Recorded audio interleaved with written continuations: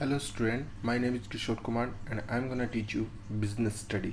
So आज हम क्या करने वाले हैं MCQ question and the case study. जो प्रीवियस टॉपिक हमने पढ़ा था उसी के रिगार्डिंग है। सो पहला क्वेश्चन है, name the concept which increase the return of equity share with the change in the capital structure. So कौन सा कॉन्सेप्ट है जिसमें कैपिटल स्ट्रक्चर चेंज होने से इक्विटी शेयर होल्डर की रिटर्न इंक्रीज होती है। सो हम उसको डिस्कस करने वाले हैं। तो पहला पॉइंट है फाइनेंशियल प्लानिंग। ये हम कोई प्लानिंग नहीं कर रहे हैं, तो आपने ये पूरा कॉन्सेप्ट देखा होगा, ये वाला कॉन्सेप्ट नहीं है क्योंकि फाइनेंशियल प्लानिंग तो कुछ और चीज़ होती है। कैपिटल स्ट्रक्चर भी नहीं है क्योंकि कैपिटल स्ट्रक्चर भी मिक्सअप के लिए जो आप प्रोपोर्शनेट है उसको डिसाइड करने की बात कर रहा है, पर यहाँ पर बात ये कह रहा है चेंज होने से रिटर्न ऑन इक्विटी कैसे इंक्रीज होती है, ये कॉन्सेप्ट की बात कर रहा है। तो इस कॉन्सेप्ट को बोलेंगे ट्रेडिंग ऑन इक्विटी शेयर। ये इन्वेस्टमेंट डिसीजन भी नहीं है। डिसीजन देखिए अलग होता है, most important decision, major important decision की बात कर रहा है, तो हमारे पास में ये भी नहीं है। और कैपिटल स्ट्रक्चर में प्रोपोर्शनेट की बात करता है तो ये भी नहीं है क्योंकि वो ये कह रहा है कि चेंज होने से कैपिटल स्ट्रक्चर में कौन सा कॉन्सेप्ट है जिससे रिटर्न ऑन इक्विटी बढ़ती है।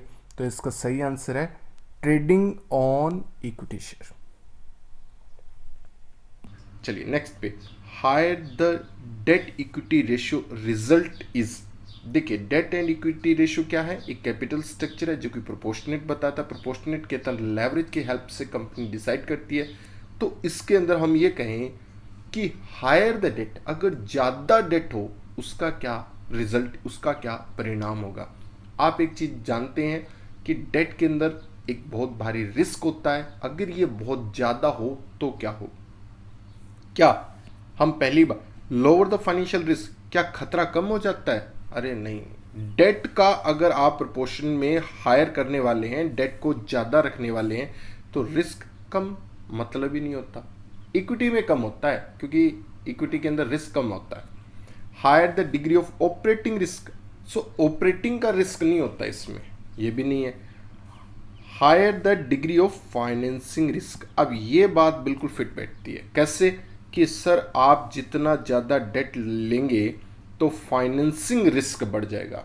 आपने जो फाइनेंस किया है, पैसा मार्केट से उठाया है, एक तरह से कर्ज लिया, आउटसाइड से जो पैसा लिया है, वो खतरा वापस पैसे को रीपे करने के लिए खतरा काफ़ी बढ़ जाता है। यानी जितने ज़्यादा डेट होंगे उतना ही खर्चा इंक्रीज हो जाता है। So the C1 is the correct answer, higher the EPS and higher EPS, ये भी नहीं है। सो करेक्ट आंसर क्या है? C। अच्छा नेक्स्ट पे चलते हैं।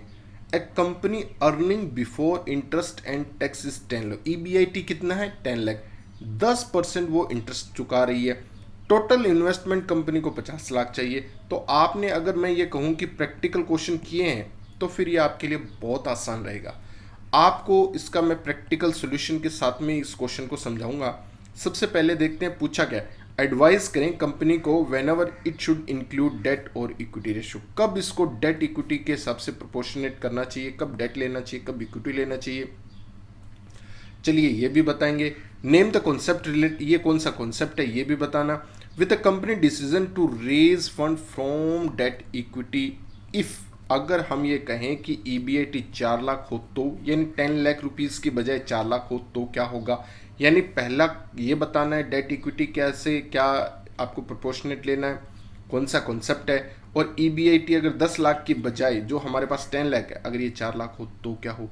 चलिए आंसर के साथ मैं आपको समझाता हूँ कि ये प्रैक्टिकल क्वेश्चन है क्योंकि सीधा आंसर इसका नहीं है, आपको कैलकुलेशन करनी पड़ेगी इसके अंदर। सो पहले का ये हो गया, दूसरे का ये हो गया। अब हमारे पास में थर्ड है। थर्ड के अंदर करने company should prefer debt, debt को रेज करना कंपनी को प्रेफर करना चाहिए, और ये तभी गेनफुल होता है जब ये वाली बात होती है, यानी कंपनी की कमाई ज़्यादा है और कंपनी बाहर में इंटरेस्ट जो चुका रही है वो चुका रही है कम, तब हमें किसको प्रेफर करना चाहिए? डेट को प्रेफर करना चाहिए। चलिए देखते हैं क्या इन्होंने इस तरह से कुछ इनके पास में जो इन्फॉर्मेशन गिवन है उसके हिसाब से ये केस कैसे बैठता है। चलिए एग्जांपल में प्रैक्टिकल को थोड़ा सोल्व करके बताते हैं। सो सबसे पहले हमें चाहिए कंपनी की ROI और उसके बाद में चाहिए इंटरेस्ट। फिर देखते हैं कि ये ग्रेटर देन है या लेस देन है। सो ROI क्या है? कंपनी ने 10 लाख रुपए कमाया है कंपनी के इतने पैसे लगाने के बाद, यानी कंपनी ने 10 लाख रुपए कमाया है 50 लाख लगा के, तो कंपनी की कमाई कितनी होगी?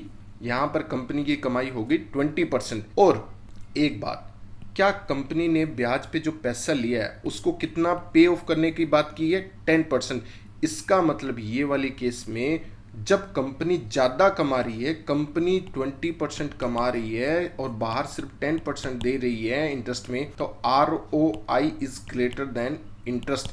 अगर ये वाली बात है, यहाँ पर ये वाली बात है, तो कंपनी के लिए डेट फिर क्या है? सूटेबल है। पहले का आंसर हमें पता चल गया। यहाँ इस केस में आपको डेट को ये कह सकते हैं, debt is a suitable. Next, so concept कौन सा है? लेवरेज इफेक्ट और ट्रेडिंग ऑन इक्विटी। चलिए थर्ड के अंदर कहते हैं, अगर वो कहता है कि EBIT 4 लाख हो जाए, 4 लाख हो जाए, यानी अब अगर मैं कहूँ 10 की बजाय 4 लाख हो जाए तो क्या होगा? Because with the 3 lakh of ROI will become less than the interest. अब एक बात बताएं, वही बात देखें, कंपनी कमाती है 4 लाख 50 लाख लगा के, तो कंपनी की कमाई कितनी होगी? 8%। कंपनी की कितनी कमाई हुई? 8%। अब यहाँ पर एक बात देखें आप, कंपनी बाहर कितना कमिटमेंट कर रही है? 10%। यानी कंपनी कमा रही है 8%, देने का वादा कर दिया है बाहर 10%। इस केस में लेस देन है, यहाँ पर तो ग्रेटर देन था। इस केस में अगर हम ये कहें ROI उल्टा है इस बात से, तो फिर यहाँ पर इक्विटी की तरफ कंपनी को जाना चाहिए। जो हमारा क्वेश्चन था उसी पे वापस आता हूँ। सो कंपनी को क्या एडवाइस करनी है? कब इक्विटी, कब डेट लेना है? जब ROI ग्रेटर देन हो इंटरेस्ट से, तो आपको डेट पे जाना चाहिए। डेट मोर सुटेबल रहेगा आपकी कंपनी के लिए।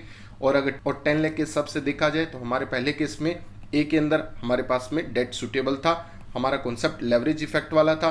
चलिए सी के अंदर अगर वो कहता है कि डेट को अगर हम चेंज कर दें, तब हमारे पास में डेट। थर्ड के अंदर वो कहता है अगर हम EBIT को 10 लाख की बजाय 4 लाख कर दें तो फिर क्या चीज़ रहेगी? यानी 10 लाख की बजाय अगर हम EBIT को 4 लाख कर देते हैं तो हमारे पास में क्या सिस्टम रहेगा, उसको हमने देख लिया। तब थर्ड केस की अगर हम बात करें, यहाँ डेट नहीं करना चाहिए, हमें यहाँ इक्विटी करना चाहिए। सो तीनों बहुत ही आसान केस स्टडी थी, MCQ क्वेश्चन था, और ये मोस्ट इंपॉर्टेंट मानिए, क्योंकि इसके अंदर अगर आपके एग्जाम में केस स्टडी इस तरह से पूछी जाती है तो बहुत ही अच्छी केस स्टडी बनती है। आपको अगर प्रैक्टिकल आपने कर रखे हैं तभी आप इस केस स्टडी को सोल्व कर सकते हैं। प्रैक्टिकल नहीं समझा तो आपके लिए बहुत दिक्कत आएगी।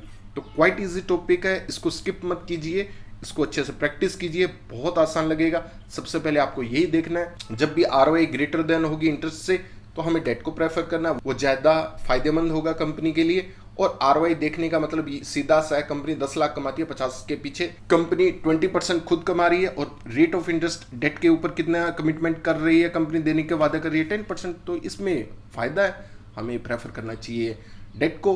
और अगर 4 लाख कमा रही है तो 4 डिवाइडेड बाई 50%, इसका मतलब हमारे पास में क्या हो गया? 8%। 8% में उल्टा केस हो गया, ROI है लेस देन इंटरेस्ट से, तो इस केस में हमें किसके पास जाना चाहिए? इक्विटी के प्रेफरेंस में जाना चाहिए। सो क्वाइट इजी है। So this is the MCQ and the case study. Thanks.